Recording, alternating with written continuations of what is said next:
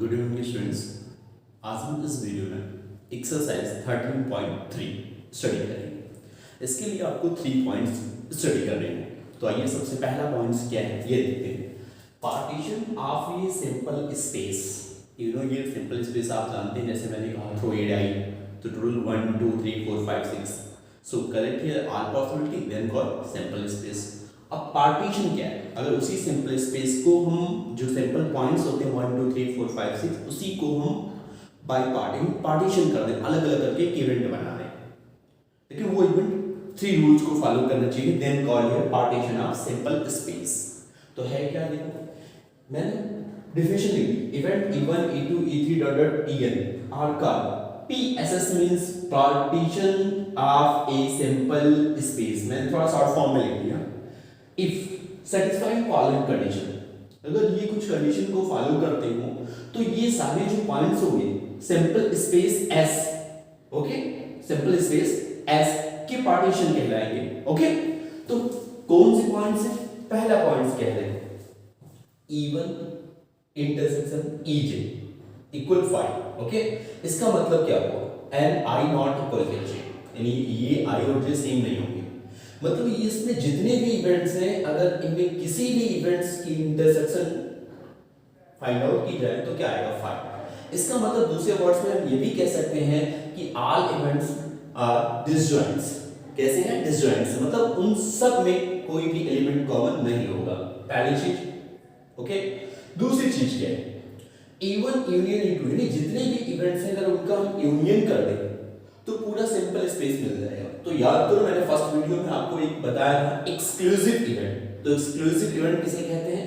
जितने भी इवेंट्स हो, 2 events are more than 2 events, सबको अगर यूनियन कर दें तो हमें क्या मिलना चाहिए? Sample space. Okay, then call here exclusive event. तो हम इसको क्या कह सकते हैं कि एक्सक्लूसिव इवेंट, यानी पहले इसे डिसजॉइंट्स कह सकते थे, ये फॉलो करें, या एक्सक्लूसिव इवेंट्स होने चाहिए। किसके लिए? पार्टीशन ऑफ सिंपल स्पेस के। तीसरी चीज क्या है? जितने भी इवेंट्स हो वो सारे इवेंट्स की प्रोबेबिलिटी जो होनी चाहिए वो नॉन जीरो होनी चाहिए। प्रोबेबिलिटी आप जानते हैं किसी भी इवेंट की क्या होती है?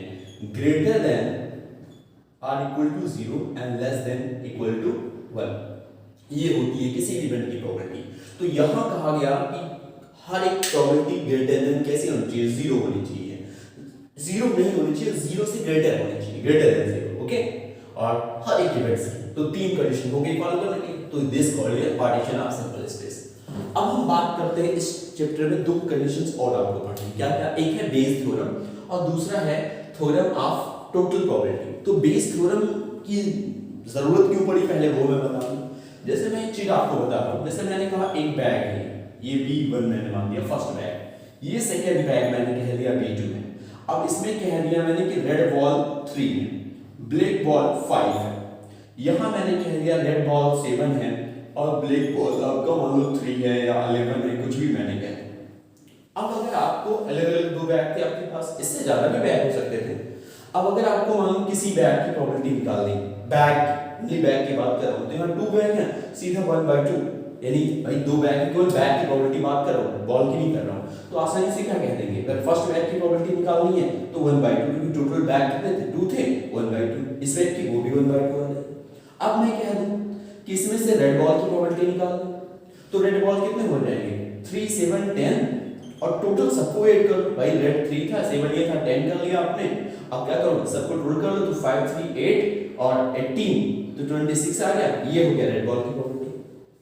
ये आसानी से आप फाइंड कर लेंगे। अब मैं अगर ये कहूं कि इन दोनों में से पहले तो इसकी प्रोबेबिलिटी निकालो कि किस बैग को हम चुने, उसके बाद रेड बॉल की प्रोबेबिलिटी निकालो। तो देखो 2 चीजें यहां एक साथ आ गई। क्या? बैग को भी सिलेक्ट करना है और रेड या ब्लैक बॉल की प्रोबेबिलिटी भी निकालनी है। तो थोड़ा ये डिफिकल्ट हो जाएगा।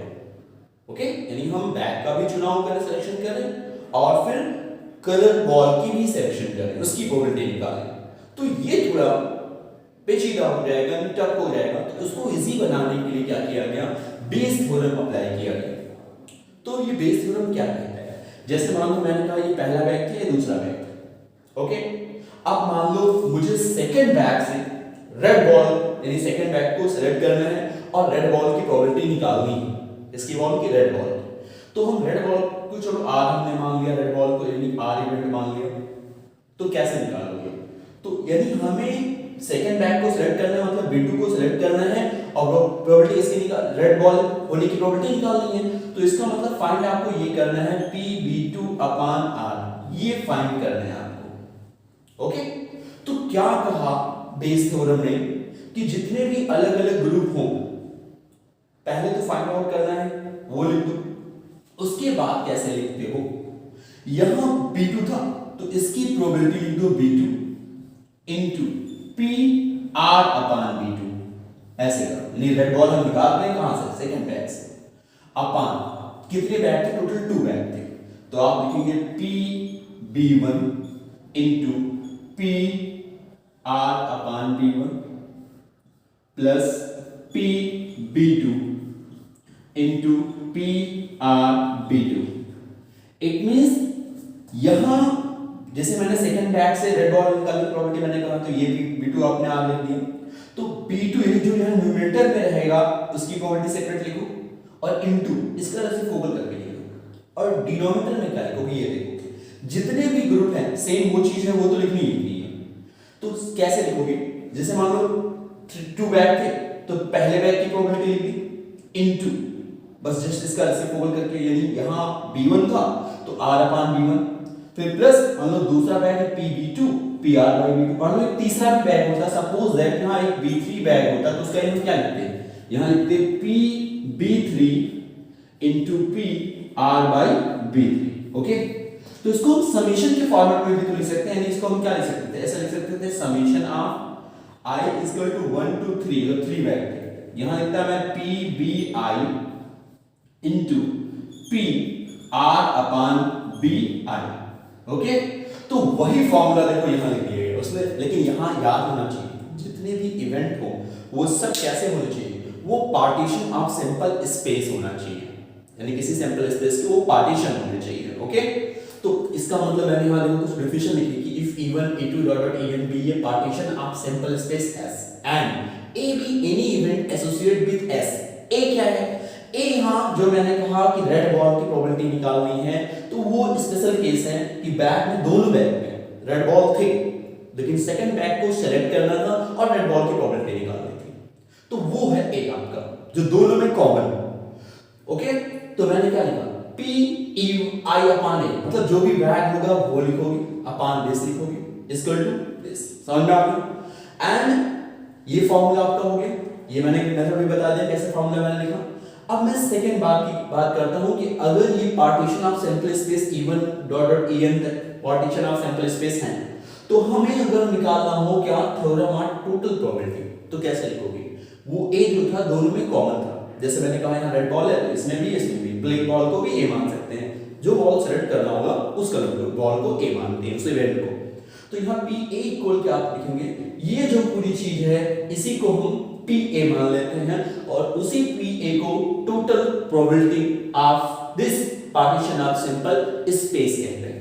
ओके, यहां तक समझ में आ गया। हम बेस थ्योरम पर डिपेंडेंट कुछ क्वेश्चन सॉल्व करेंगे। So now open the exercise 13.3 page number 556। तो क्वेश्चन नंबर सेकंड से स्टार्ट करते हैं क्योंकि फर्स्ट आपका बेस थ्योरम अप्लाई नहीं करेगा। तो फर्स्ट क्वेश्चन में सेकंड क्वेश्चन में क्या कह रहा है, पेज नंबर 556 कह रहा है here two bag, first bag here 4 red and 4 black ball. तो मैंने यहां फर्स्ट बैग एक बॉक्स बना दिया, second bag here 2 red and 6 black ball. Okay, ठीक है। अब क्या कह रहा है ये देखो ध्यान से, फर्स्ट बैग को मैंने E1 मान लिया, इसको suppose here first bag here E1 and second bag here E2। आगे क्या है, one of the two bag is selected at random and the ball is drawn। देखो अचानक से किसी बैग को सिलेक्ट करना है and ball drawn from the bag which is found to be red, और जो मुझे बॉल निकालना है वो क्या निकालना है रेड। तो मैंने क्या लिख दिया A is equal to here drawn red ball। Okay, एक क्या मैंने मान लिया, एक ऐसा इवेंट मान लिया जो दोनों में कॉमन, देखो रेड यहां भी है रेड यहां भी है। अब मुझे प्रोबेबिलिटी किसकी निकालनी है पहले ये देख लो। तो ध्यान से देखो पहले यहां अगर हम पहले क्या करेंगे, पहले बैग की प्रोबेबिलिटी, बैग को पहले सेट करना है। तो अगर E1 फर्स्ट बैग आप निकालोगे E1 तो क्या इसकी प्रोबेबिलिटी आती है PE1, दो बैग है, E1 किसको माना आपने, बैग को, तो P1 की प्रोबेबिलिटी क्या होगी 1/2, क्योंकि फर्स्ट बैग है, दो ही बैग थे, 1/2, और यही आपका Pe2 तो हो जाएगा। यानी सबसे पहले जो पूरा ग्रुप था उस ग्रुप की प्रोबेबिलिटी मैंने निकाला। अब देखो मुझे फाइंड आउट क्या करना है, लास्ट में क्या कह रहा है कि find the probability that the ball is drawn from the first bag. यहां से मुझे फाइंड आउट करना है, इट मींस जो मुझे फाइंड करना है वो Pe1 upon A, first bag से रेड बॉल की प्रोबेबिलिटी निकालनी है, तो E1 अपॉन ये दिस क्वेश्चन ये फाइंड आउट करना है। तो बेस थ्योरम के अकॉर्डिंग यहां क्या लिखोगे, पहले ये देख लो, Pe1 upon A is equal to Pe1 into probability of A upon E1। कितने ग्रुप थे, टू ग्रुप थे, तो यहां first group Pe1 into probability of A upon E1 plus probability of दूसरा क्या था, E2 था, and probability of A upon E2। पहले बेस थ्योरम ही लिख करके दो तीन बार प्रैक्टिस करो। तो यहां आपको Pe1 पता है, Pe2 पता है, अब मुझे Pa अपॉन E1 निकालना है। तो Pa अपॉन E1 का मतलब क्या, यानी फर्स्ट बैग से रेड बॉल की प्रोबेबिलिटी कितनी होगी, देखो ध्यान से, यहां फर्स्ट बैग से, तो यहां मैं फाइंड आउट करके लिख दे रहा हूं, बाकी वैल्यू पुट कर लेंगे। तो देखो here probability of A upon E1, इसका मतलब ये क्या कहते हैं, A जो है E1 पर डिपेंड करता है, तो E1 यानी फर्स्ट बैग में वहां रेड बॉल कितने थे 4, तो 4 बाई कितना हो जाएगा 8, क्योंकि 4 अपॉन टोटल आउटकम्स लिखते हो ना, तो 4 4 क्या हो जाएगा 8, तो इट मींस कितना आ गया 1/2। और जब आप probability of A upon E2 find करेंगे, इसका मतलब रेड बॉल की प्रोबेबिलिटी निकालनी, लेकिन किस पर डिपेंड करता है, सेकंड बैग पर, तो वहां रेड बॉल कितने थे 2 थे, तो 2 अपॉन टोटल कितने बॉल हो गए 8, तो 1/4। अब आप वैल्यू पुट कर लेंगे, देखो इसकी वैल्यू आपको पता है 1/2, इसकी वैल्यू आपने यहां फाइंड कर ली 1/2, इसकी वैल्यू कितनी है 1/2, इसकी भी वैल्यू 1/2, और Pa अपॉन E1, अब सबकी वैल्यू रख लोगे और बाकी आप सॉल्व कर लोगे। अब मैं बात करता हूं क्वेश्चन नंबर 3 की। देखो उस क्वेश्चन को रीड करोगे तो उसमें क्या लिखा हुआ है, student here rigid in hostel और नॉट रेजिडिंग इन हॉस्टल। तो सबसे पहले हमें ग्रुप को ढूंढना होता है कि ग्रुप इसमें है क्या, तो rigid in hostel and not residing in hostel, ये ग्रुप हो गया। तो पहले E1 मैंने मान लिया रेजिड इन हॉस्टल और E2 not residing in hostel, यहां मैं डॉट डॉट कर दिया, समझ जाइएगा कि E2 here not residing in hostel. दूसरा और क्या करना होता है, हमें उस ग्रुप में कॉमन चीज ढूंढनी पड़ती है। तो देखो लास्ट में क्या था, ग्रेड A ग्रेड, तो वहां जो रेजिडेंट हॉस्टल वो भी ग्रेड कुछ पाते थे और नॉट रेजिडेंट इन हॉस्टल वो भी A ग्रेड पाते थे, तो A इक्वल टू मैं लिख दिया गेटिंग ये ग्रेड। अब यहां फाइंड क्या करना है, पहले ये देख लो, सबसे नीचे जाओ, देखो लास्ट लाइन में क्या लिखा है, what is the probability that the student is hosteller, और उसके पहले एक line low, a random from the college and he has an A grade, what is the probability, ये जो A ग्रेड पाता है तो उसकी क्या प्रोबेबिलिटी है कि वो हॉस्टल में रहता है। इसका मतलब मुझे यहां जो फाइंड करना है वो फाइंड करना है Pe1 upon A, this question mark, यही आपको फाइंड करना है।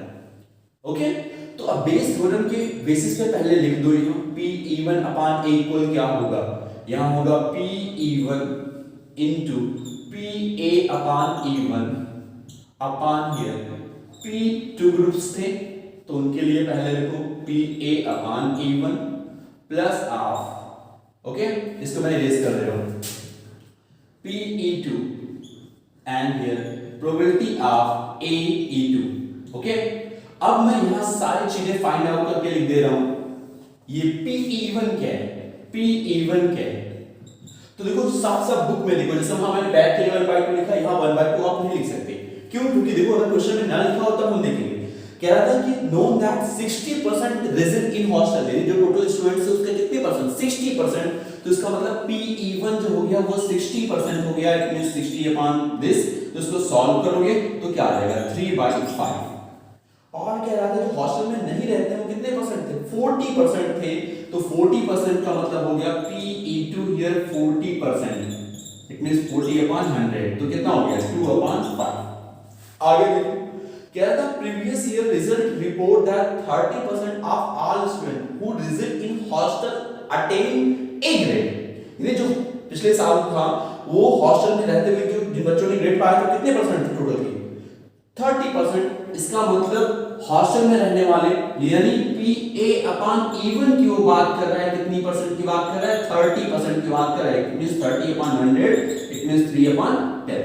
ओके, दूसरी चीज देखते हैं, आगे कह रहा था कि 20% day scholar attend A grade in their annual exam, लेकिन वो कैसे है, hostel attend A grade 20% of day scholar attend, मतलब जो वहां नहीं रहते, यानी नॉट विजिटिंग इन हॉस्टल, तो कितने परसेंट थे, 20% थे। तो A/E2, क्योंकि आपने E2 यानी ए ग्रेड पाने वाले, और E2 मतलब जो हॉस्टल में नहीं रहते हैं, तो it means 20% then 20/100 then 1/5।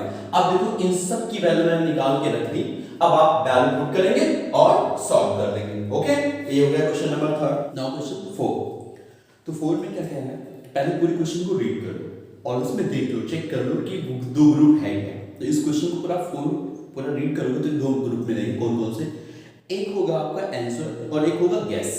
Okay, तो इसमें मैंने क्या माना, क्योंकि कुछ स्टूडेंट्स हैं, है ना, मल्टीपल चॉइस क्वेश्चन देते हैं, तो कुछ आंसर देते हैं, जानते हैं, और कुछ गेस करते हैं।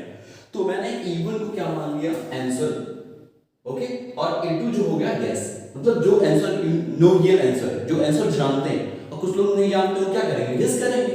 तो यहाँ E1 को मैंने मान लिया, it means know here answer. अब यहाँ आप लिख लेंगे, मैंने बता दिया बस, और E2 here guess answer. Okay, और A क्या है, इट मींस मैं आंसर दे रहा हूं, जानता हूं तो करेक्ट होगा, या मैं गेस करता हूं तो भी चांस हो सकता है करेक्ट हो जाए। तो इसलिए कॉमन जो में है करेक्ट आंसर, तो A इक्वल टू मैंने करेक्ट आंसर मान लिया। अब यहां प्रोबेबिलिटी हम देखते हैं कि क्या लिखा हुआ है, सेकंड लाइन में पढ़ के देखो, let 3/4 be the probability that he know the answer.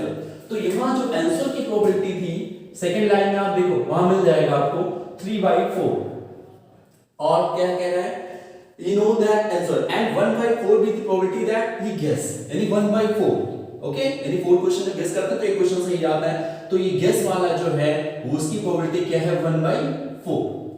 अब दूसरी चीज हम देखते हैं, आगे कह रहा था कि assuming that ये student who guess at the answer will be correct, okay, with probability 1/4, यानी जब वो गेस करते हैं तो मतलब जो करेक्ट होने की प्रोबेबिलिटी रहती है वो 1/4 है। फिर वो कह रहा है, इसका मतलब क्या, तो गेस जब करते हैं इसका मतलब हो गया, और करेक्ट निकल के आता है, यानी करेक्ट आंसर आता है जब वो गेस करते हैं। तो PA/ जो दिया है E2 इक्वल टू कितना दिया है, 1/4।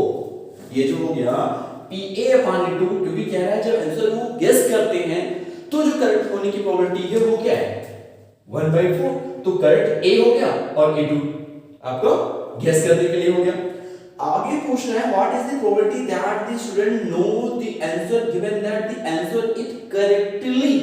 ओके, यानी जब वो आंसर देते हैं तो करेक्टली आंसर होता है, ये मुझे नहीं, what is the probability that student know answer give the answer it correctly. Yes, आपको जो यहाँ फाइंड करना है वो फाइंड करना है E1, यानी जब वो आंसर देते हैं तो करेक्ट देते हैं आंसर, यानी जो जानते हैं वो अगर आंसर देंगे तो करेक्ट देंगे। तो E1/A आपको फाइंड करना है। तो यहाँ फार्मूला क्या लिखोगे, PE1 into probability of A/E1 upon here PE1 into probability of AE1 plus of probability of E2 and probability of A/E2। अब देखो यहाँ क्या क्या मैंने फाइंड आउट करके बता दिया आपको। देखो PE1 आपको मिल गया, PE2 भी मिल गया, A/E2 भी मिल गया, A/E1 मैंने नहीं लिखा है, तो वो देखो क्या होगा भाई, जो आंसर जानेगा, इट मींस जो आंसर जानेगा वो क्या देगा भाई, जानेगा इसका मतलब क्या, you know here answer then it means correct है। तो इसका मतलब हम इसके लिए जो प्रोबेबिलिटी मैंने नहीं लिखी, उसके लिए क्यों नहीं लिखी, क्योंकि A/E1 होगा वो क्या आएगा, वो 1 ही आएगा भाई। क्यों, A मतलब correct answer, E1 means you know here answer, तो जब आंसर आप जानेंगे तो करेक्ट ही तो होगा। ओके, देन हियर A/E1 क्या हो गया, 1 हो गया। अब आप यहाँ वैल्यू पुट करो एंड सॉल्व करो। और क्वेश्चन नंबर 5, तो पहले उस क्वेश्चन को रीड कर लो, जब भी लिटरेचर इस तरह से क्वेश्चन आए तो पहले पूरा रीड करो, और इस प्रोबेबिलिटी में इस तरह से बेस थ्योरम में हम उसको दो ग्रुप में डिवाइड कर लेते हैं। तो इस क्वेश्चन को रीड करोगे तो दो ग्रुप क्या मिलेगा, एक डिजीज मिलेगा, एक नॉट डिजीज। तो मैंने क्वेश्चन 5 में लिख लिया E1 में डिजीज एंड E2 में नॉट डिजीज। और एक क्या है भाई, जब ब्लड टेस्ट होता है तो देखो लास्ट में सबसे लास्ट लाइन में चले जाओ, ए क्या है वो पता चल जाएगा, क्योंकि लास्ट लाइन में देखो लिखा हुआ है, लास्ट सेकंड लाइन से देखो लिखा हुआ है, if 0 if 0.1% of the population actually has the disease, what is the probability that a person has the disease given that his test result is positive? तो यहाँ ए जो हो जाएगा ब्लड टेस्ट पॉजिटिव, यानी जब ब्लड टेस्ट किया जाए तो पॉजिटिव आ जाएगा, ये दोनों में कॉमन हो जाएगा। ओके, तो अब हम क्या करते हैं, पहले जो मैंने जहां से लाइन रेडी किया हम उसकी बात कर लेते हैं कि उसमें फाइंड आउट क्या करना है। मैंने A1 को डिजीज लिखा, A2 को नॉट डिजीज, तो फाइंड करना है कि disease given that his test result is positive, यानी जो बीमार लोग हैं उनका जब ब्लड टेस्ट होता है तो वो पॉजिटिव आया, इसका मतलब मुझे जो फाइंड करना है वो है Pe1/A फाइंड करना है, दिस क्वेश्चन मार्क। तो इसके लिए आपको 4 चीजें फाइंड करनी होंगी। तो चलो हम देखते हैं पहली लाइन क्या कह रहा था, कह रहा था कि laboratory blood test is 99% effective in detecting a certain disease. Okay, यानी जब ब्लड टेस्ट होता है तो 99% इफेक्टिव होते हैं लोग, तो यहां जब ब्लड टेस्ट होता है मतलब ए, तो 99% लोग इफेक्टिव होते हैं, मतलब वो बीमार तो थे, तो इसका मतलब जो गिवन है फर्स्ट लाइन से वो क्या लिखोगे, A/E1 कितना परसेंट, 99%, इसका मतलब 99/100। ओके, ये हो गया A/E1। और इस लाइन को पढ़ते जाओ तो लास्ट सेकंड लाइन में क्या मिलेगा, however the test also yield a false positive result for 0.5%। तो इसका मतलब यानी जब पॉजिटिव फॉल्स होता है मतलब नॉट डिजीज होते हैं, तो इसका मतलब हुआ Pa/A2 इक्वल कितने परसेंट, लिखा हुआ इसमें 0.5%, इसका मतलब 0.5/100, अगर इसको डिवाइड करोगे तो 0.005 आएगा, नहीं तो इसमें कंफ्यूज हो जाओ, और यहां आ जाएगा 0.99। ओके, अब हम और नेक्स्ट लाइन पढ़ते हैं, कह रहा था वो, अच्छा ये ब्रैकेट में करके उसी को रिपीट कर दिया। तो अगर हम थर्ड के फोर्थ लाइन में आ रहे हैं, कह रहा था if 0.1% of the population actually has the disease, in total population की जो डिजीज थी वो कितनी थी, इवन डिजीज वो थी 0.1%, इट मींस दिस ईयर। तो सॉल्व करोगे तो क्या आएगा 0.001। ओके, अब एक चीज देख लो, यहां E1 और E2 कैसे हैं, एक दूसरे के कॉम्प्लीमेंट है, क्योंकि भाई E1 disease E2 not disease.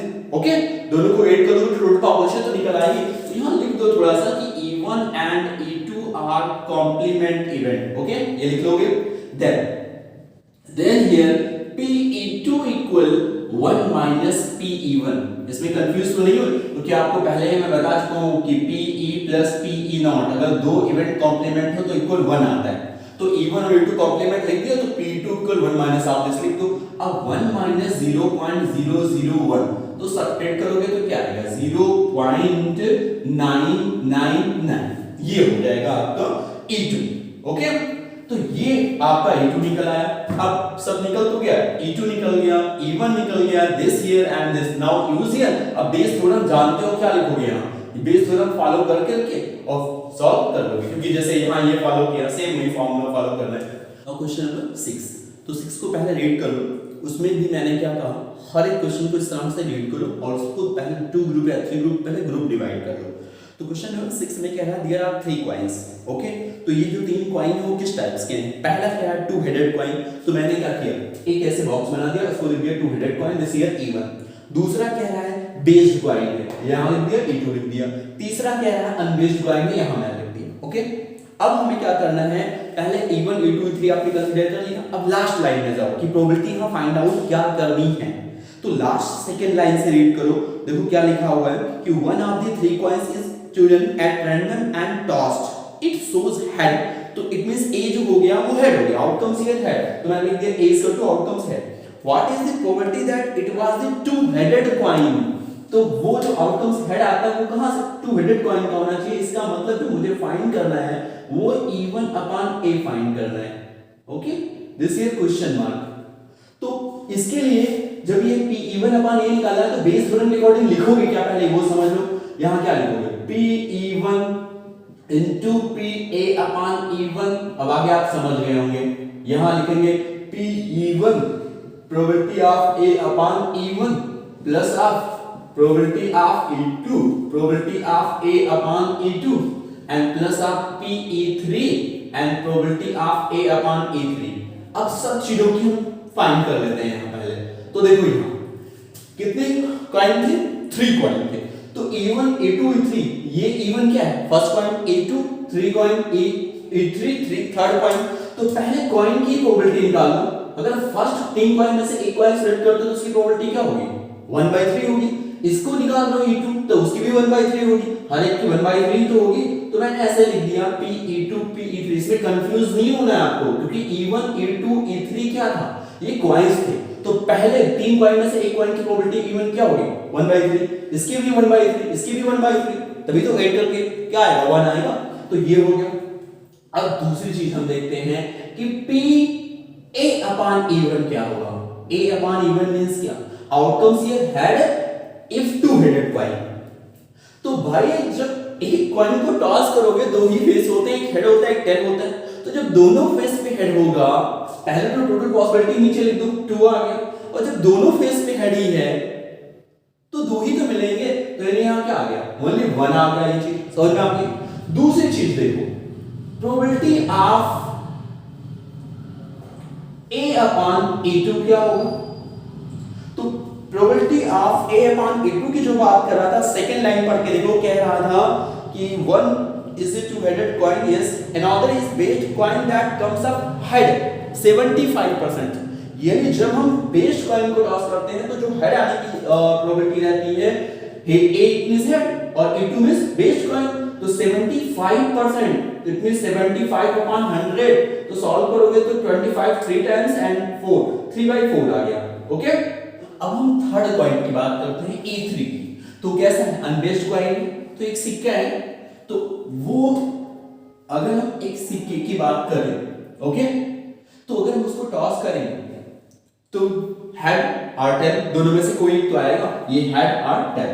तो यहां जो आपको फाइंड करना है, E3 जो हो गया, अनबेस्ड कॉइन हो गया, तो PA/E3, यहां हेड कितना है, टोटल तो 2 हो गया और हेड तो 1 ही आ रहा है। तो इसकी प्रोबेबिलिटी क्या होगी, 1/2। तो भाई इसकी वैल्यू मैंने बता दी, this here and this and all this values, use this and now solve this. Okay, question number 7 क्या कह रहा है, here insurance company insure 2000 scooter driver. तो E1 जो है स्कूटर ड्राइवर है, वो कितने हैं, 200 हैं। तो यहां मैं ऐसे नंबर लिख दे जा रहा हूं, E1 here scooter driver, E2 here car driver and E3 here truck driver. So any E1 here 2 N मतलब number of E1 means scooter driver, ये हो गया। और दूसरा है E2, वो कार ड्राइवर कितने थे, 4000 and truck driver here and E3 here 6000। Okay, तो एक काम कर लो, पहले टोटल इनको कर लो। टोटल ड्राइवर जो हो गए, total driver here 6 4 this and 12,000 आ गया। अब अगर हम E1 की प्रोबेबिलिटी निकालें, Pe1, तो आप क्या लिखोगे, number of E1 upon this, तो दिस अपॉन दिस, तो क्या आ गया 1/6। अब ऐसे मैं डायरेक्ट लिखने जा रहा हूं। फिर Pe2 जब आप निकालोगे 4 upon this, then 1/3 and probability of E3 here, then 6000 upon this, then 1/2। ये मैंने फाइंड आउट कर दिया। अब इसमें फाइंड आउट क्या करना था, ये हम थोड़ा सा देख लेते हैं। लास्ट में कह रहा था what is the probability that it was produced, नहीं sorry, what is the probability that he is a scooter driver, लेकिन उसके बाद में एक्सीडेंट के लिए लिखा था। ओके, तो यहां जो ए हो जाएगा एक्सीडेंट के लिए हो जाएगा कि insurance meet with an accident. Okay, any meet with an accident. Okay, ये ए जो हो गया मीट विद एन एक्सीडेंट हो गया ए। अब हम बात में जो हमें करनी थी, फाइंड आउट जो करनी थी, वो स्कूटर ड्राइवर के लिए। इसका मतलब स्कूटर ड्राइवर किसको माना था आपने, E1 को माना था। तो it means Pe1 upon A find out करना है। तो ये जो भी मैंने क्वेश्चन नंबर 6 में बताया 3 इवेंट्स थे, सेम ऐसे आप पहले फार्मूला को लिख लोगे बेस थ्योरम के अकॉर्डिंग, बस मैं यहां वैल्यू बता दे रहा हूं आपको। तो यहां ये 3 वैल्यूज तो मैंने बता दी। अब आपको देखो Pa/E1 क्या होगा, Pa/E1। तो क्वेश्चन को रीड जब हम करते हैं देखो उसमें सब लिखा हुआ है भाई, the probability of incident are this respectively on one of the scooter and this. तो पहला जो दिया है 0.0 एंड 1, पहला ये हो गया स्कूटर ड्राइवर के लिए। दूसरा हो गया Pa/E2 हियर 0.03 हो गया and Pa/E3 here is equal to 0.15। इसमें तो सारे क्वेश्चंस दिए थे पहले से, इसमें कुछ आपको फाइंड ही नहीं करना था, बस वैल्यू पुट कर लो यहां। ओके, फार्मूला कौन सा यूज करोगे, सेम क्वेश्चन नंबर 6 वाला। Okay 8। Now read this question. So here two machines A and B. Past record shows that machine A produced 60% of the item output and machine B produced 40% of the item. Further 2% of this. तो पहले इसे to group में divide कर लो। तो देखो सबसे पहले मैंने दो ग्रुप में डिवाइड किया। A1 लिख दिया produced by machine A and A2 here produced by machine B, क्योंकि दो टाइप की मशीन थी और प्रोड्यूस कर रहे थे कुछ प्रोडक्ट, तो मैंने A1 और A2 मान लिया। अब एक इसे मानेंगे वो लास्ट में सबसे जाके देखो प्रोबेबिलिटी क्या निकालनी थी। What is the probability that it was produced by machine B? उसके पहले डिफेक्टिव था, तो यानी जब मशीन A और मशीन B द्वारा कुछ ऑब्जेक्ट जो प्रोड्यूस किया जा रहा है, जो कुछ आइटम जो प्रोड्यूस किया जा रहा है वो डिफेक्टिव भी तो हो सकते हैं। तो A जो हो गया वो डिफेक्टिव आइटम जो दोनों में कॉमन है। तो अब हम बात करते हैं कि यहाँ मुझे फाइंड क्या करना था, क्या था what is the probability that it was produced by machine B, यानी डिफेक्टिव जो आइटम है वो मशीन B द्वारा। तो इट मींस जो मुझे फाइंड करना था PE2, क्योंकि B मशीन ये E2 आपने कंसीडर किया, यहां प्रोड्यूस बाय अंडर डॉट कर दिया तो वही समझ लो PE2 अपॉन A, ये आपको फाइंड करना है क्वेश्चन मार्क। अब आप बेस थ्योरम कैसे फॉलो करेंगे, क्या लिखेंगे वो चीज आप जानते हैं, मैं सीधा यहां वैल्यू बता रहा हूं। तो PE1 क्या है, देखो बुक में आप रीड करके देखो, PE1 लिखा हुआ है A and B past record shows that machine A produced 40% of the item of output। तो 40% नहीं सॉरी 60% था, तो 60 upon 100 इट मींस 3/5, ये PE1 हो गया। और PE2 कितना प्रोड्यूस कर रहा था 40%, it means 40 upon 100 then 2 upon 5, 0 0 कैसे हो जाएगा, सॉल्व करोगे 2.5 आ जाएगा।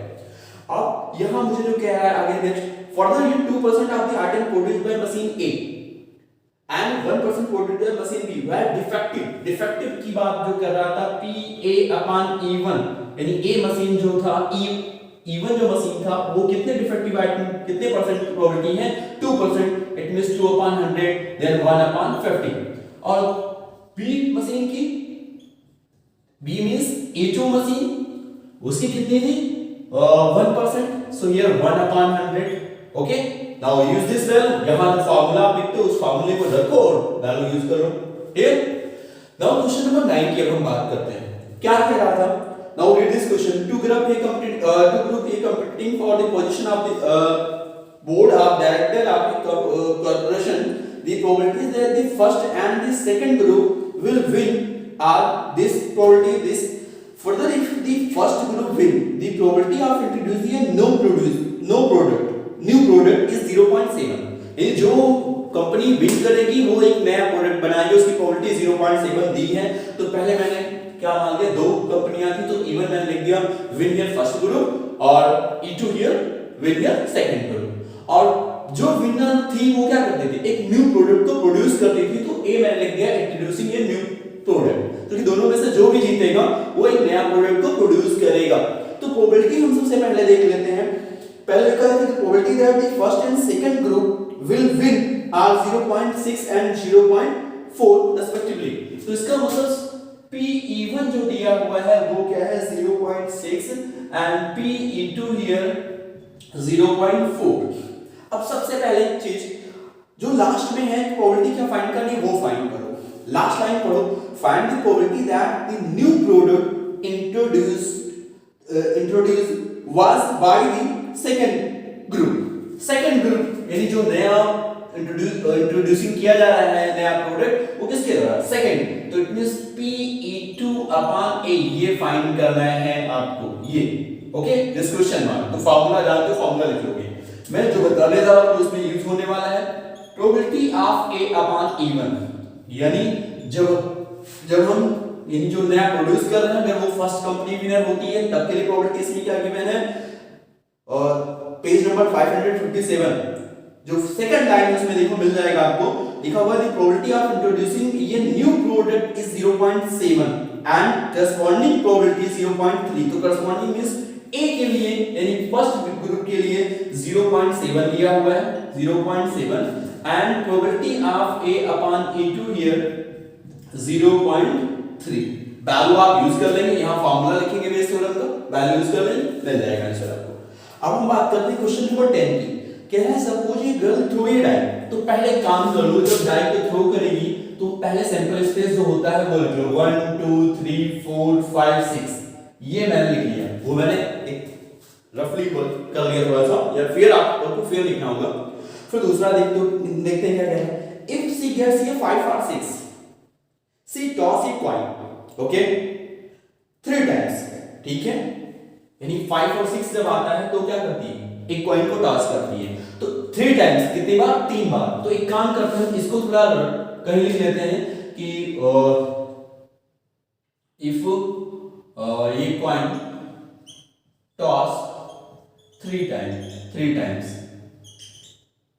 देन सैंपल स्पेस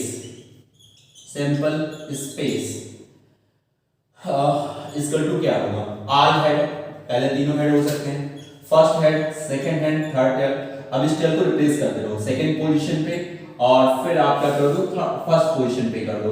फिर ऐसा भी हो सकता है only one head other two tail, it means first tail second head, क्योंकि आप रिप्लेस करते रहो हेड को, टेल हेड, आर टेल, तो ये कितने हो गए, टोटल 8 हो गए।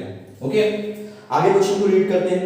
कह रहा था if she gets 1 2 3 4 she toss ये कॉइन, केवल एक कॉइन टॉस करता है, कब, जब 1 2 3 4 आता है, तो ओनली वन कॉइन, तो हेड आर टेल आएगा। ओके, इसको सिर्फ समझाने के लिए मैंने लिख दिया। तो अब यहां जो फाइंड करनी है लास्ट में प्रोबेबिलिटी देख लो, इसको मैंने जिसमें 5 और 6 आउटकम्स आता था तब हम एक 3 कॉइन को टॉस करते थे, तो 5 6 को मैंने इवन इवेंट मान लिया, और जब 1 2 3 4 आउटकम्स होता था तो मैंने उसको इनटू मान लिया, तब केवल एक कॉइन को आपको टॉस करनी है।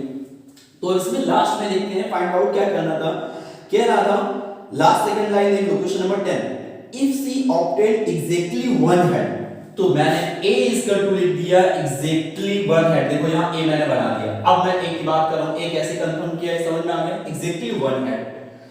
आगे कह रहा what is the probability that she throw 1 2 3 4 5 with die, it means e2 की बात कर रहे हैं, इट मींस मुझे जो फाइंड करना है pe2 अपॉन a फाइंड करना है। फार्मूला आप बेस थ्योरम के अकॉर्डिंग लिखना जानते हैं, मैं यहां से वैल्यू बताने वाला हूं। ओके, तो चलो pe1 की बात करते हैं। pe1, तो pe1 जो था, e1 जो ग्रुप था उसमें 5 और 6 आता था, तो इसके, क्योंकि भाई अभी e1 और e2 दो ग्रुप की बात कर रहे हो ना, तो इस ग्रुप में आउटकम्स क्या था, 5 और 6 था, तो इसका मतलब टोटल कितने थे, 6, तो 2/6, ये 2/6 कैसे लिखा समझ में आ गया, कि 5 और 6 दो ही तो है, और टोटल सैंपल स्पेस कितना था, 6, आउटकम्स कितने थे, 6, तो देन हियर 1/3। अब हम बात करते हैं pe2 की, तो उसमें कितना था, 1 2 3 4 ऑब्जेक्ट थे, तो 4/6 इट मींस 2/3।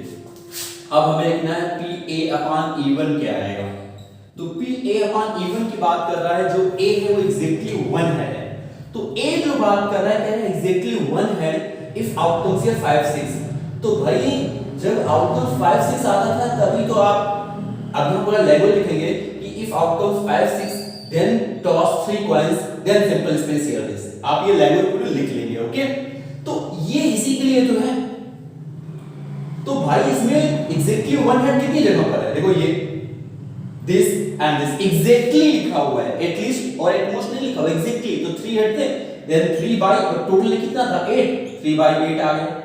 अब अगर बात करेंगे pa/e2 की, इसका मतलब क्या हो गया, इसका मतलब यहां ये हो गया कि जब हम एग्जैक्टली 1 हेड पाते हैं तो किसके लिए, e2 के लिए, तो इसमें केवल एक ही कॉइन को टॉस कर रहे थे, तो जब एक कॉइन यहां लिखेंगे if outcomes here 1 2 3 4 then toss 1 coin then simple space head or tail, दो ही लिखेंगे, तो यहां 1/2 ही तो आएगा।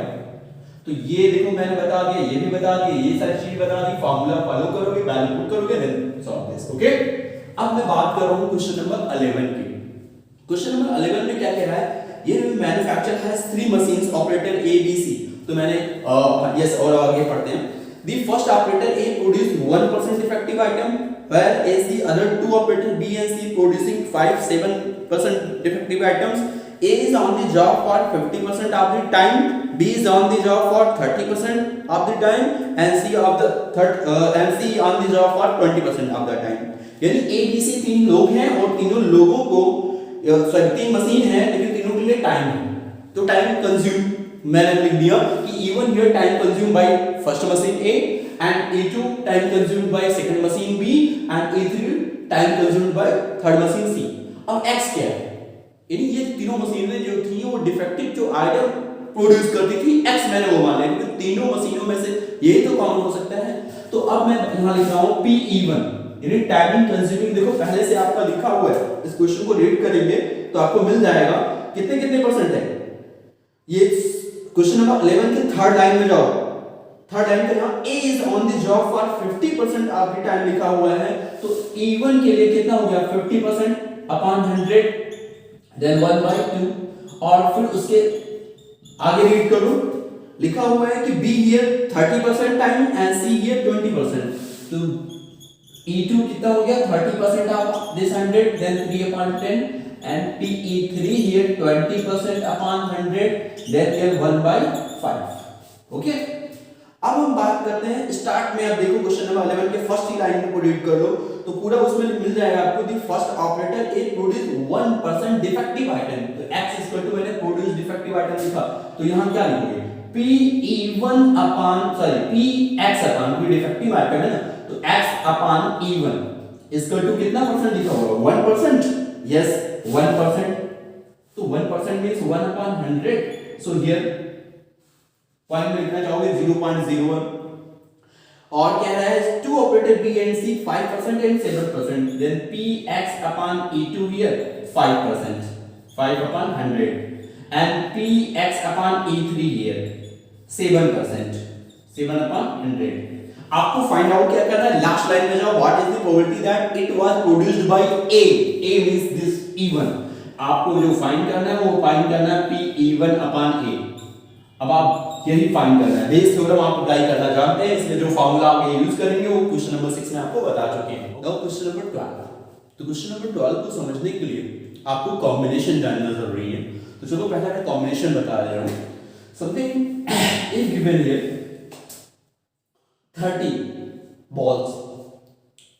अब मैंने कह दिया सेलेक्ट हियर 2 बॉल्स, तो यहां उसकी टोटल जो सिलेक्शन होगा, अगर 2 बॉल को आपको सेलेक्ट करना है तो टोटल सिलेक्शन क्या होगा इसका 13C2। समझ में आ गया। ऐसे ही अगर 52 कार्ड है, मैंने कहा 2 कार्ड को सेलेक्ट करना है, 2 कार्ड को सेलेक्ट करना है, तो टोटल पॉसिबिलिटी क्या होगी 52C2। C क्या होता है कॉम्बिनेशन होता है, और आपको क्लास 10th में बताया है कि NCR equal two factorial n upon factorial r factorial n minus r, ये फार्मूला होता है।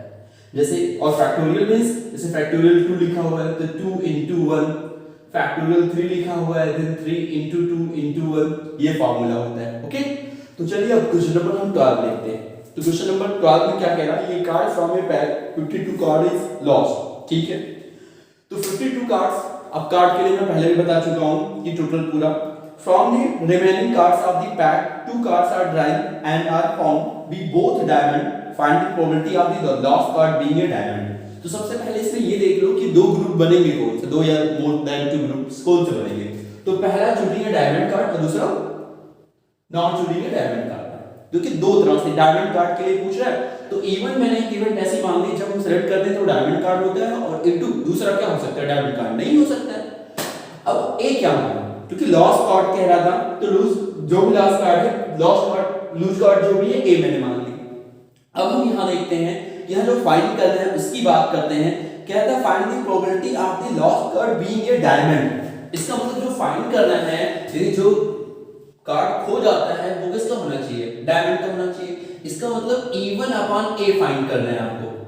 ठीक है, बेस थ्योरम अप्लाई कर लेंगे। तो यहां वैल्यू में निकाले जा रहा हूं, चुनेंगे डायमंड कार्ड, लेकिन यहां कितने कार्ड की बात कर रहा था स्टूडेंट्स, 2 कार्ड्स की बात कर रहा था। ठीक है, तो हम अब देखते हैं PE1 की प्रोबेबिलिटी यहां क्या होगी, चुनेंगे डायमंड कार्ड, तो डायमंड कार्ड कितने होते हैं 13 अपॉन 52, तो कितना आ गया 1/4, क्योंकि 13 कार्ड होते हैं डायमंड के। ओके, 4 टाइप से card, spade, diamond, club and heart, 13 तो 13 डायमंड होंगे, 13/52 हो गया। दूसरी चीज, अब हम अगर A2 को फाइंड करेंगे तो E1 और A2 कैसे हैं कॉम्प्लीमेंट है। अरे भाई इधर निकाला तो या तो डायमंड मिलेगा या तो डायमंड नहीं मिलेगा। तो E1 और A2 कैसे हैं, यहां आप लिखेंगे E1 and A2 are complement. So probability of E2 equal here 1 minus of PE1, then here 1 minus 1 by 4, so now here 3 by 4. तो आपने PE1 निकाल लिया 1 by 4 एंड PE2 जो आ गया वो क्या आया, वो आ गया 3 by 4. अब हम बात करते हैं किसकी, यहां हम बात कर लेते हैं PA upon E1 की. तो A upon E1 क्या होगा, ये कह रहा था कि two cards are drawn and are found to be both diamond. दो कार्ड निकालने हैं, दोनों कैसे होंगे, डायमंड के हों. तो भाई डायमंड के कितने कार्ड होते हैं, 13. कितने कार्ड्स होते हैं, 13. तो यहां कह रहा मान लो लास्ट कार्ड जो है वो डायमंड का है, तो यहां टोटल कार्ड कितने हो जाएंगे, 13C2. लेकिन एक कार्ड आपका जब लॉस हो गया इसका डायमंड का, तो डायमंड के कितने बचे, 12 बचे. कितने बचे, 12. क्योंकि A मींस लॉस कार्ड है, जो कार्ड खो गया वो डायमंड का, इवन मतलब डायमंड का है. तो बचे कितने कार्ड्स, 12. 13 के डायमंड के, अब एक गायब हो गया तो 12 बचे. तो 12 में से कितने कार्ड्स को सिलेक्ट करना है, 2 कार्ड्स को सिलेक्ट करना है. और एक कार्ड जब गायब हो गया था तो टोटल कार्ड्स थे 52. उसमें से कितने कार्ड्स कम हो जाएंगे, 1 कार्ड लेस हो जाएगा. सो 52 minus 1 इट मींस 51C2. ये कैसे लिखा समझ में आ गया, क्योंकि A जो था वो लॉस कार्ड था, यानी गायब होने वाला कार्ड था. तो एक कार्ड अगर गायब हो, वही कार्ड लॉस हो रहा है. ओके, अब आप लिखेंगे PA upon E2, यानी जो कार्ड गायब हो रहा है वो अगर डायमंड ना हो, ओके, तो प्रोबेबिलिटी क्या आएगी. तो then here 13C2 upon E2 means 51C2. Okay, अब इसकी वैल्यू आप फाइंड करो और वैल्यू पुट कर दो यहां बेस थ्योरम में. So now complete. Okay, question number 13. तो 13 में क्या लिखा हुआ है, प्रोबेबिलिटी दैट ये स्पीक ट्रूथ इज 4/5, ये कॉइन इज टॉस्ड, ये रिपोर्ट्स दैट ये हेड. इसका मतलब क्या हुआ कि एक कोई सिक्का उछाला जाता है और रिपोर्ट क्या है कि हेड आने पर सच बोलने की जो प्रोबेबिलिटीज है, यानी ट्रूथ बोलने की जो प्रोबेबिलिटी है वो 4/5 है. तो इसका मतलब हेड आता है तब वो सच बोलता है. ओके, तो यहां मैंने ऐसे माना E1 here speak truth and E2 here not speak truth, और A क्या मान लिया, head appears. ओके, इस क्वेश्चन को पहले रीड कर लो. तो E1 मैंने speak truth लिख दिया, E2 here not speak truth and A here head appears. तो अब मैं बात करने जा रहा हूं, यहां क्वेश्चन जो कह रहा था कि ये speak truth is 4/5, यानी PE1 इसकी वैल्यू कितनी दी है, 4/5. तो एक बात बताओ, here E1 and E2 both are complement, क्योंकि भाई जब कोई बोलेगा तो ट्रुथ बोलेगा तो फॉल्स. तो this is truth and this is false. So यहां आप लिखेंगे E1 and E2 are complement. So PE2 equal here 1 minus PE1. So 1 minus 4/5 then 1/5. तो PE2 क्या मिल गया आपको, 1/5. एक तो ये मिल गया, PE1 आपको ये मिल गया. दूसरी चीज क्या फाइंड करनी है, यहां जो फाइंड करनी है पहले वो देख लो. The probability that actually there was head is. तो हेड आता है और यस, ये रिपोर्ट दैट हेड इज, तो हेड आएगा तो ट्रुथ बोलेगा वो. इसका मतलब यहां जो फाइंड आउट करना है वो फाइंड करना है PE1 upon A फाइंड करना है. ओके, अब बेस थ्योरम से फार्मूला लिख लोगे. मैं दो चीजों की वैल्यू फाइंड कर चुका हूं. अब PA upon E1 क्या आएगा वो देख लो, और PA upon E2 क्या आएगा ये देख लो. भाई A क्या था, हेड appears, और E1 here truth and E2 here false. तो जब कॉइन को टॉस करोगे तो हेड या टेल ही तो आएगा. अगर हेड आया तो उसकी प्रोबेबिलिटी क्या होगी, 1/2, और ये भी तो 1/2 होगी, या तो ट्रू या तो फॉल्स. तो देखो भाई इसकी value this and this. Okay, ये सारी वैल्यू जो बेस थ्योरम होता है उस फार्मूला यहां फॉलो करोगे, वैल्यू पुट करोगे. Now this. अब एक लास्ट क्वेश्चन बनता है, क्वेश्चन नंबर 14. क्या कह रहा है, A and B are two events such that A subset of B. देखो A subset of B लिखा हुआ है, इसका मतलब क्या, इसका मतलब हो गया कि A intersection B equal A, क्योंकि A के सारे एलिमेंट B में है, तो then A intersection B equal क्या आएगा, A आएगा. तो जब A intersection B equal A आएगा, then here P probability of A intersection B equal here PA, ये भी आएगा. ओके, क्योंकि जब दो सेट इक्वल है तो उनकी प्रोबेबिलिटी भी सेम ही आएगी. ओके, अब हमें जो फाइंड आउट करना था, 4 ऑप्शन लिए हैं, इस 4 ऑप्शन में देखना है कौन सा ऑप्शन करेक्ट होगा. तो ए ऑप्शन हम देख A option here PA upon B is equal to here PB upon PA.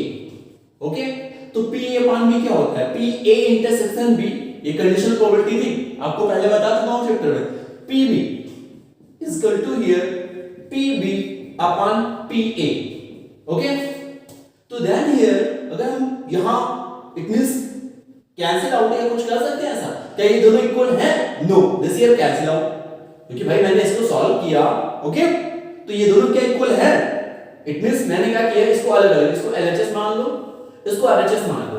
तो इसको RHS मैंने सिंपलीफाई किया और इसको सिंपलीफाई किया.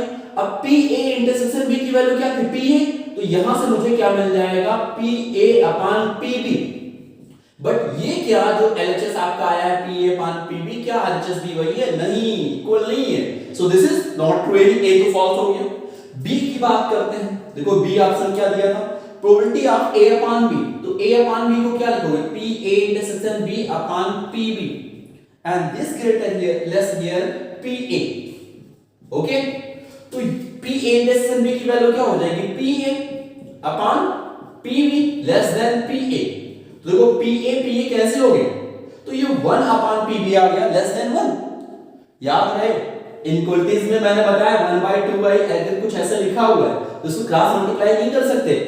ये इनइक्वालिटीज है, 11th में पढ़ा था, तो उसको रेसिप्रोकल करो दोनों तरफ. तो दिस हियर और रेसिप्रोकल करने पर इनइक्वालिटी चेंज हो जाती है. जैसे लिखा मैंने 1/2 इज ग्रेटर देन 1/3.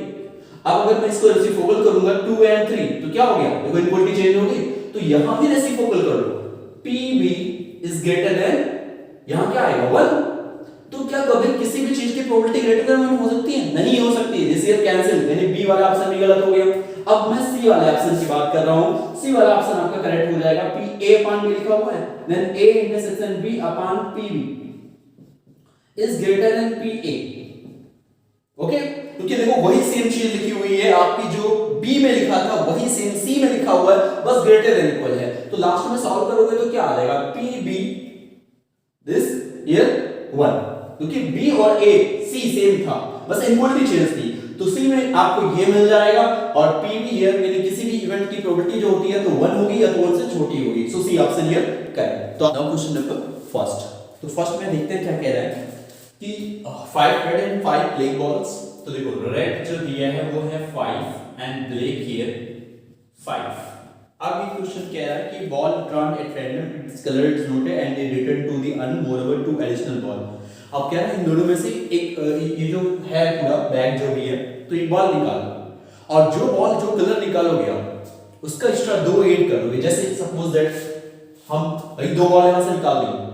तो जैसे पहला एक बॉल निकाला आपने, मान लो रेड बॉल निकाल लिया, तो रेड बॉल निकाला, फिर 2 रेड बॉल आप उसमें ऐड कर देना है. तो जब सेकंड बॉल निकालोगे तो वो रेड होनी चाहिए, इसकी प्रोबेबिलिटी आपको बतानी है. ये चीज समझ में आ गई? तो यहां 2 केसेस हो सकते हैं कि फर्स्ट आप निकालें तो ब्लैक हो सकता है, तो 2 ब्लैक बॉल और ऐड करोगे, या फर्स्ट निकालें आप रेड बॉल हो सकता है. ओके, लेकिन सेकंड में तो दोनों में भाई क्या होना चाहिए? रेड होना चाहिए. तो यहां 2 कंडीशन में लिख रहा हूं. Condition here first, condition first क्या? इफ फर्स्ट टाइम ड्रा ये रेड बॉल, फर्स्ट टाइम मैंने अगर रेड बॉल ड्रा की तो उसकी रेड की प्रोबेबिलिटी क्या होगी? भाई 5 था रेड और अपॉन टोटल 10, तो देन 1/2 आ गया. Now 8 2 additional ball, 2 red additional ball, क्योंकि रेड आपने निकाला ना फर्स्ट टाइम, तो आप फिर क्या करोगे? 2 और बॉल इसमें ऐड करोगे, 2 और then now 8 2 red additional ball. Now add 2 red ball. Then red, अब रेड कितने हो जाएंगे? 5 पहले से थे, 2 और ऐड कर दिया आपने, कितने हो गए? 7, यानी 5 + 2 7. और ब्लैक कितना था पहले? ब्लैक था 5, तो टोटल अब कितना हो गया? 12. तो जो सेकंड बॉल आएगा रेड PR,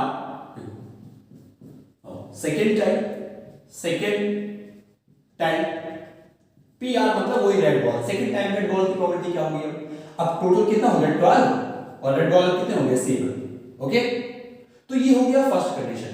इसका मतलब हुआ कि फर्स्ट आपका रेड था और सेकंड भी रेड हुआ, तो टोटल कितना आ गया? 1/2 × 7/12. अब कंडीशन सेकंड लिखते हैं। कंडीशन सेकंड क्या होगी? ये जो first time dry red ball आपने लिखा था, अब यहां सेम वही लिखोगे, if first time draw a, पर रेड नहीं लिखोगे, अब क्या लिखोगे? ब्लैक बॉल, क्योंकि यहां कंडीशन है सेकंड में रेड आने की, वहां दोनों में कॉमन होगी, लेकिन फर्स्ट में तो कुछ भी आ सकता है, black ball. Then PB, black ball की प्रोबेबिलिटी क्या होगी? ब्लैक कितना था उसमें? 5 था, तो देन 5/10, इट मींस 1/2। तो अब यहां क्या करोगे? Now add 2 black ball. So red तो आपका 5 ही रहेगा, लेकिन अब ब्लैक कितना हो जाएगा? ब्लैक हो जाएगा 5 + 2 = 7। तो सेकंड यानी आप वही पे लिखोगे then second time draw, okay, red ball, it means PR, क्योंकि सेकंड टाइम में तो दोनों रेडी होना चाहिए, तो रेड बॉल अब कितना है? 5 ही है, लेकिन टोटल कितना हो गया? 7 और 5 12। तो सेकंड टाइम जो हुआ, पहला आपका ब्लैक था और दूसरा क्या हुआ? रेड हो गया, तो ब्लैक के लिए कितना था? 1/2 × 5/12। अब टोटल जब एडिशनल बॉल आप लिखोगे, दोनों कंडीशन को कंबाइन करके पूरी क्वेश्चन के अकॉर्डिंग, नाउ रिक्वायर